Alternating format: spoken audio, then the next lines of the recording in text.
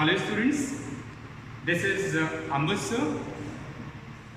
Dear students, in the last lectures, 4 lectures have been delivered, and in that we have discussed about the lifespan, then the definition, or you can say the concept of reproduction, then significance of reproduction. Thereafter we discussed about the types of reproduction. In that we have completed the asexual method of reproduction. Today, in continuation of that, we are going to start sexual method of reproduction or sexual reproduction. Students, these are the contents for today's lecture. Here is what is sexual reproduction, the first content. Then how is it different from that of the asexual reproduction, and after that alternate names of sexual reproduction. Well, students, the first point, what is sexual reproduction? So when we talk about this sexual reproduction, so the idea which comes in the mind, that is about the gamete formation. So in case of sexual reproduction, gamete formation takes place. Here two individuals are there, one is called male and the other is called female, and these gametes are produced in these individuals, and after that by a process they come into the contact and fertilization takes place, and finally there is the production of the zygote. Now this zygote undergoes a type of division which is called the mitotic division to form the embryo, and embryo finally develops into the new individual. So this is all about the sexual reproduction. Now this sexual reproduction is elaborate.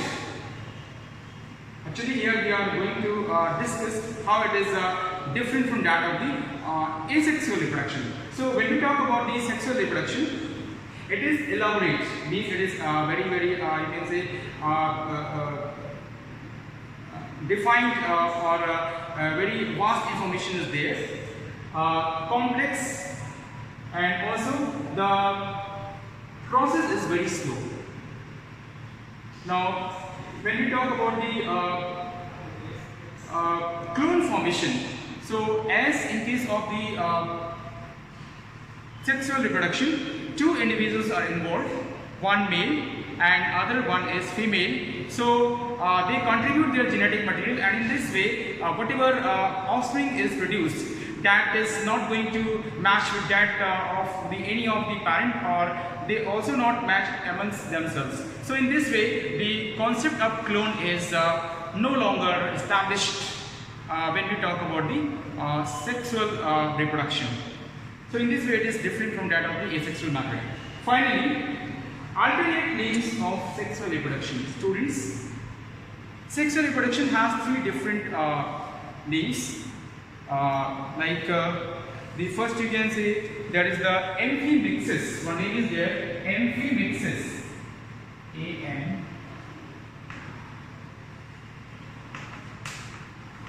Amphimixis. This is a name for alternate name for the sexual reproduction. The other one is called this is amphigony. It is amphigony. AMPHIGONY,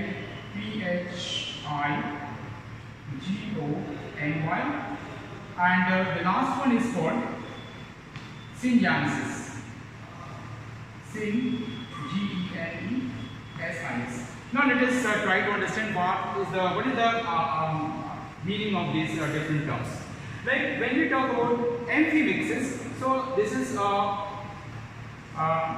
word from the Greek origin.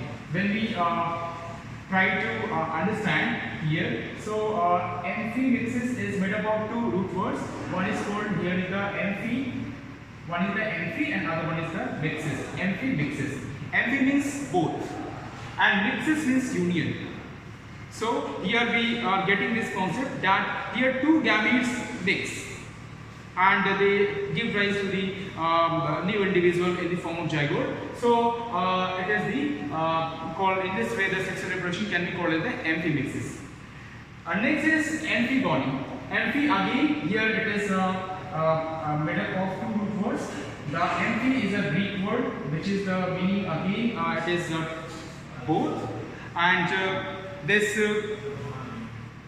goni means means marriage of two partners. Here in case of sexual reproduction, one male individual is there and other one is the female individual. So that is why this name is also given for this reproduction. It is called amphigony. And the last one is the syngenesis. Syngenesis, here again two words are one is the syn and other one is the genesis. Syn means together and genesis means origin. Means when we talk about the fusion of the gametes, so zygote is formed and this zygote now undergoes continuous mitotic divisions and finally gives rise to the young one. So in this way it is the generation of the individual because of the two types of gametes which are together participating in the formation of the zygote. So this name is syngenesis. In this way the sexual reproduction has three alternate names: amphimixes, amphigony and syngenesis. Okay. Dear students, now we will proceed with the second part of today's lecture. In this lecture, we will proceed with the steps involved in sexual reproduction. So students, as far as sexual reproduction is concerned, basically 4 steps are there. Number 1, gametogenesis. Number 2, fertilization. Number 3, embryogenesis. And the last, number 4, development. Now let us take one by one. First, gametogenesis. Dear students, when we concentrate on this term, then we will find 2 root words. Gametogenesis means generation of gametes, or you can say the formation of gametes. So in gametogenesis, gamete formation takes place in separate individuals. As we have discussed, in case of sexual reproduction, 2 individuals take part. One is called male and the other one is called female. So inside the male individual, in the sex organs, a special type of cell division takes place, which is called meiosis, and it results into the formation of male gamete. In the same way, inside the female individuals, in the sex organs, another special type of cell division takes place, that the same cell division, that is meiosis. In this way, the female gamete is formed. So this is all about the first step, that is the gametogenesis. Now, moving on to the next step, that is fertilization. Dear students, this term is not a new for you, because in class 10th you have studied in detail how organisms reproduce.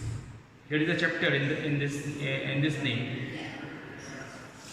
So there you have found this term, fertilization. So the same is here. In case of fertilization, the male gametes and the female gametes, they fuse together to give rise a single body, and this single body is called zygote. This zygote is technically diploid, whereas the gametes are haploid. Now, after fertilization, we proceed with the next step, and this is embryogenesis. Students, as soon as the zygote is formed, the next type of cell division starts, and this is called mitosis. So, because of the continuous mitotic divisions of the zygote, a multicellular structure is formed, and that multicellular structure is called embryo, and the process is called embryogenesis. Now, moving on to the last step, that is development. Development means the transformation of the embryo into the new individual. So it happens when the embryo starts, continuously it takes nourishment from the mother's body, and because of that it grows in size, cells also grow in size, and this is together, collectively it is called as the development, and finally the new individual is formed.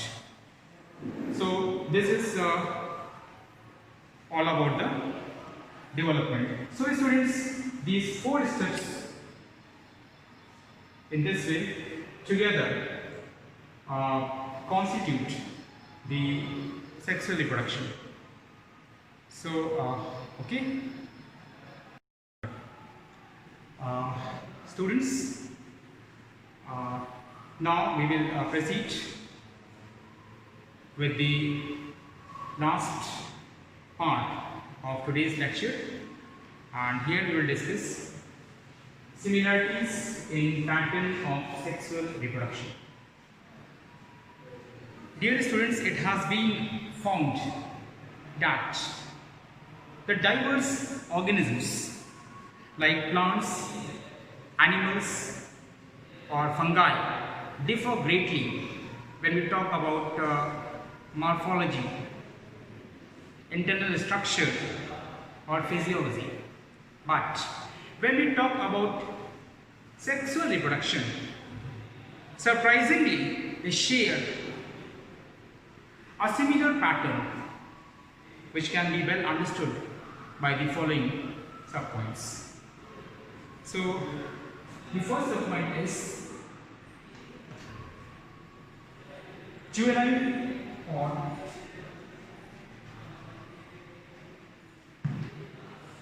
vegetative phase.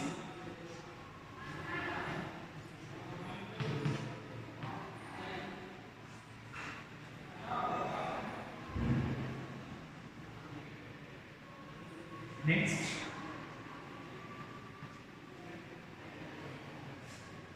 reproductive phase.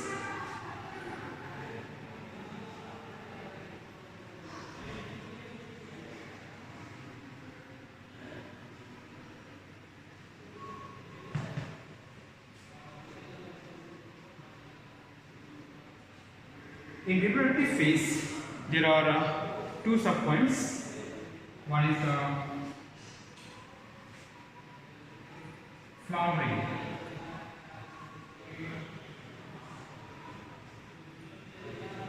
and the second one is the breeding season. Flowering and the breeding season.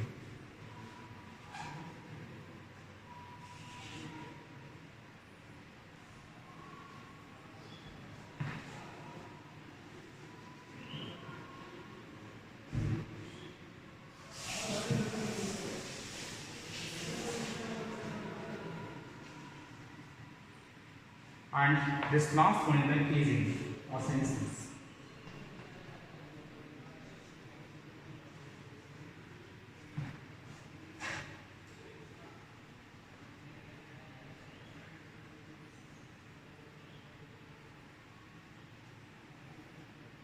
Aging or senescence.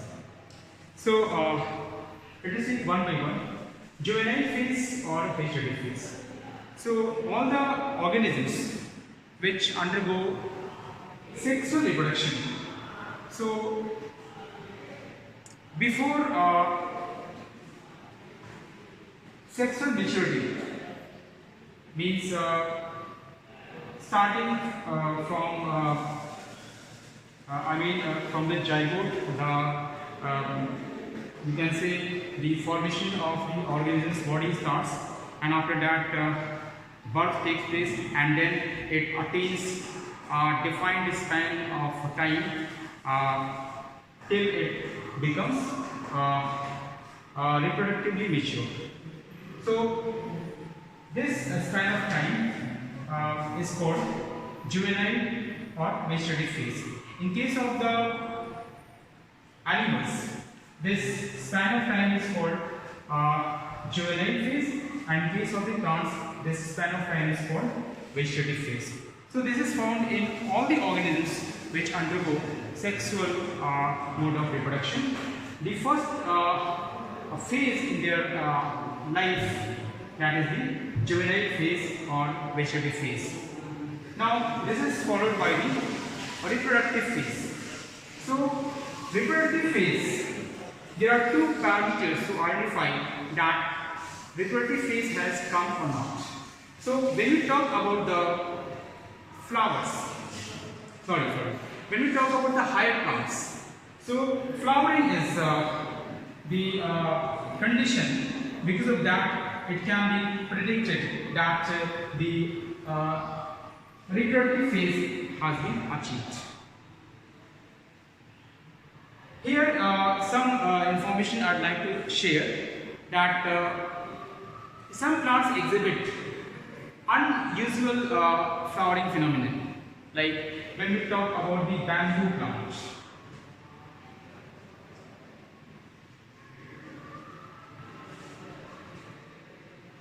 When we talk about the bamboo plant, so here in case of this plant, flowering takes place once in the life, and that is in the age of 50 to 100 years. And after that, after the flowering, the fruit formation takes place and the plant dies. The second is plant which I would like to discuss here, which also exhibits the unusual flowering phenomenon, and it is the Strobilanthes conchiana. Strobilanthes conchiana.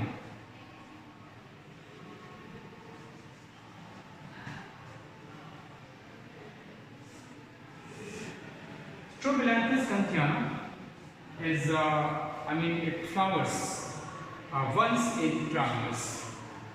So in NCERT it has been explained that last time the flowering was there, in some of the books, it has not been changed. 2006, thereafter 2018, the flowering took place at the interval of 12 years, and next flowering will be there on 2000 this 30. So this is again an unusual flowering phenomenon. Now we are moving to this breeding season. So when we talk about the animal, so there the reproductive phase is marked by the some changes in their